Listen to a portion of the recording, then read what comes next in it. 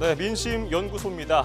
이번 지방선거는 대선 2라운드 혹은 연장전이라는 수식어가 붙었습니다. 왜 그런지 한번 살펴보죠. 자, 먼저 유례 없이 대선과 가까운 시기가 그 이유로 꼽힙니다. 지난 20대 대통령 선거일이 3월 9일이었으니까요. 오늘 6월 1일 지방선거일까지는 채 석 달이 안 됩니다. 자, 그리고 윤석열 정부 출범일이 5월 10일이었습니다. 고작 22일 지났습니다. 대통령 취임 선서 잉크가 채 마르기도 전이라는 우스갯소리가 나올 정도입니다.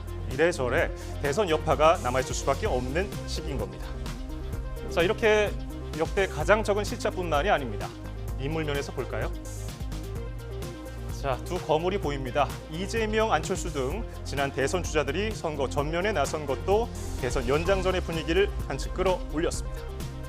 먼저 민주당 이재명 상임고문은요, 인천 계양을 국회의원 보궐선거에 출마하면서 지방선거 총괄 선대위원장까지 맡아서 전국 과반 승리를 이끌겠다는 목표를 제시했습니다. 자, 국민의힘 안철수 전 대통령 측 인수위원장 역시 성남 분당갑 국회의원 보궐선거에 등판을 했는데 수도권 승리를 견인해서 새 정부 성공의 초석을 놓겠다는 포부를 밝혔습니다.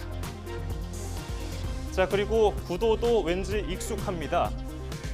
지난 대선 때는요, 국민의힘은 정권 교체론, 민주당은 정권 안정론을 내세웠었는데 이번 지방선거에서는 바뀌었습니다. 국민의힘이 새 정부 안정론, 더불어민주당은 새 정부 견제론으로 맞붙습니다. 자, 여야 대결에서 굉장히 중요한 승부처로 꼽히는 곳 하나 떠오르시죠? 단연 경기도입니다. 윤석열 대통령 당선인의 대변인이었던 김은혜 후보, 그리고 지난 대선 때 이재명 당시 후보와 단일화를 했던 김동연 후보가 도지사 자리를 두고 경쟁을 합니다. 그래서 이른바 윤심과 명심의 대리전이라는 평가가 나옵니다. 대리전 양상을 띠는 곳 또 하나 있습니다. 바로 충북인데요. 문재인 정부 대통령 비서실장을 지낸 민주당 노영민 후보, 그리고 윤석열 대통령의 특별 고문이었던 국민의힘 김영환 후보가 맞붙었습니다. 이른바 문심과 윤심, 신구 권력의 대결 구도가 짜여진 겁니다.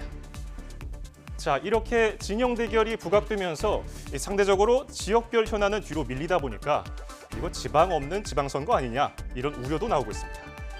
여야가 지지세를 결집하면서 총력전에 나서는 건 꼭 이겨야만 하는 선거이기 때문입니다.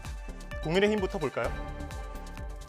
자, 만약에 이번 선거에서 국민의힘이 진다면 윤석열 정부는 시작부터 국정 동력이 흔들릴 수 있습니다.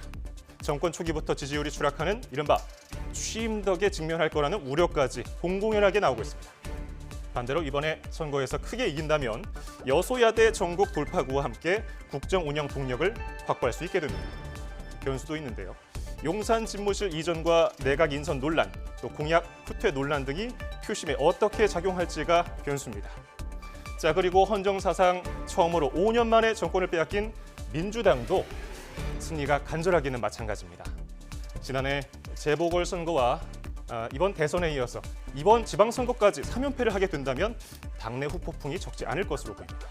반면에 이긴다면 전국 주도권을 가져가면서 대선 패배 후유증도 어느 정도는 털어낼 수 있을 것으로 보입니다. 자, 그런데 4년 전과는 분위기가 확실히 달라져 있습니다. 민주당의 어려운 선거가 될 거라는 분석이 아주 우세합니다.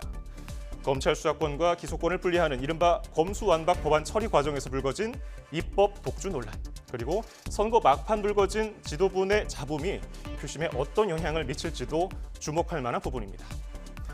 자, 지난 대선에서 불과 0.7%포인트 차이로 승부가 갈렸던 민심입니다. 과연 이번에는 어떻게 바뀔지 관심이 쏠리고 있습니다. 지금까지 민심연구소였습니다.